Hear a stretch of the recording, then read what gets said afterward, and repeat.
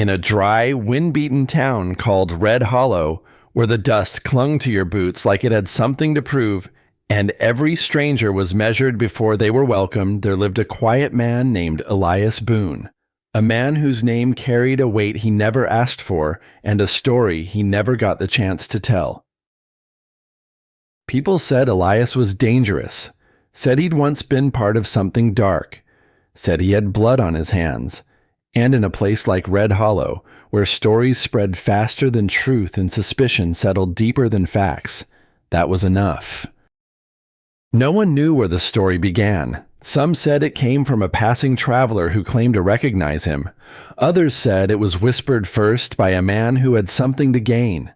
But like most lies that grow too quickly, its roots were never questioned, only its branches, and soon the entire town believed it. Elias never argued, never defended himself, never chased anyone down to explain.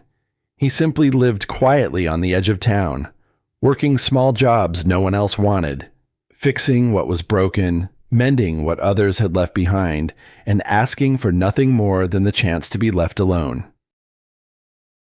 To the townsfolk, his silence felt like confirmation, because in their minds, an innocent man would fight, an innocent man would shout, an innocent man would prove himself. But Elias just carried on, Years passed, and the story hardened. It became less of a rumor and more of a fact, repeated so often that no one remembered a time before it existed. Children were warned to stay away from him. Shopkeepers watched him a little too closely, and conversations would quiet whenever he walked by, as though his presence alone demanded caution. Yet strangely, nothing bad ever seemed to follow him. No trouble. No fights, no signs of the danger people claim lived inside him. Still, belief is a powerful thing, especially when it's shared. One summer, when the heat pressed down on Red Hollow like a heavy hand and the air felt too still for comfort, a group of outlaws rode into town, their presence loud and unmistakable, their intentions written plainly in the way they carried themselves. They weren't there to pass through. They were there to take. The town, so used to quiet suspicion and distant judgment, suddenly found itself facing something real, something immediate, something dangerous, and for the first time in a long while, fear wasn't whispered. It was visible. The outlaws demanded money, supplies, control, and they made it clear that refusal wasn't an option. The sheriff, older now and slower than he once was, tried to reason with them, but reason had no place in men who had already decided what they were going to take. So the town complied, at first. Days turned into a tense, suffocating stretch of obedience. Shops emptied, people stayed indoors, and Red Hollow, once proud in its quiet way, became something smaller, something weaker. Through it all, Elias remained where he always had been, on the edge of town, watching, working, silent. Some began to whisper again, maybe this is his doing. Maybe he brought them here.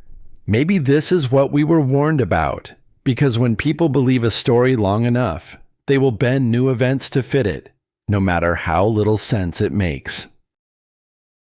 Then, one night, something changed. A young boy named Caleb, no older than 10, wandered too far from home, his curiosity stronger than his caution, and found himself in the wrong place at the wrong time. The outlaws caught him, and unlike the town, they had no reason to be patient. Word spread quickly. Fear turned into panic, but no one moved. No one stepped forward, because courage, when left unused for too long, becomes something unfamiliar, something difficult, something that feels just out of reach. Except for one man. Elias Boone walked into town that night, his step steady, his expression unchanged, as though he had already decided what needed to be done long before anyone else realized it. The same people who had avoided him now watched in silence as he passed, unsure of what they were seeing or what it meant. He didn't ask for help, didn't gather a group, didn't make a speech. He simply walked toward the place where the outlaws had made themselves comfortable, toward the danger everyone else had accepted.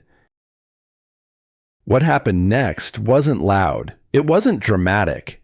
There were no grand declarations or drawn-out battles, just a series of moments, quick, precise, deliberate, where experience met necessity. By morning, the outlaws were gone. Some fled, some didn't get the chance, and Caleb was returned home, shaken but unharmed. The town stood in disbelief, not just at what had happened, but at who had made it happen. For the first time, the story didn't fit. The man they had feared had just saved them. The danger they had imagined had just protected them. And the silence they had mistaken for guilt suddenly felt like something else entirely. That evening, as the sun dipped low and the dust settled once more, the sheriff found Elias sitting outside his small home, exactly where he always was, as though nothing had changed. "You could have said something," the sheriff said. "All these years, you could have told people who you really are." Elias looked out at the horizon, his eyes calm, steady, unchanged. "I did." The sheriff replied, "You never said a word." Elias said, "Exactly." It took a moment for the meaning to settle, because the truth had always been there, not in what Elias said, but in what he did. The town changed after that, not overnight, not perfectly, but enough. People spoke to him, thanked him, tried in their own ways to make up for years of quiet distance. But Elias didn't seem to need any of it. He simply continued living the way he always had, steady, honest, present, unconcerned with whether people believed in him now, just as he had been when they didn't. Because he had understood something long before they had. A lie can travel through an entire town before the truth even stands up. But in the end, the truth doesn't need to shout, it just needs to stand.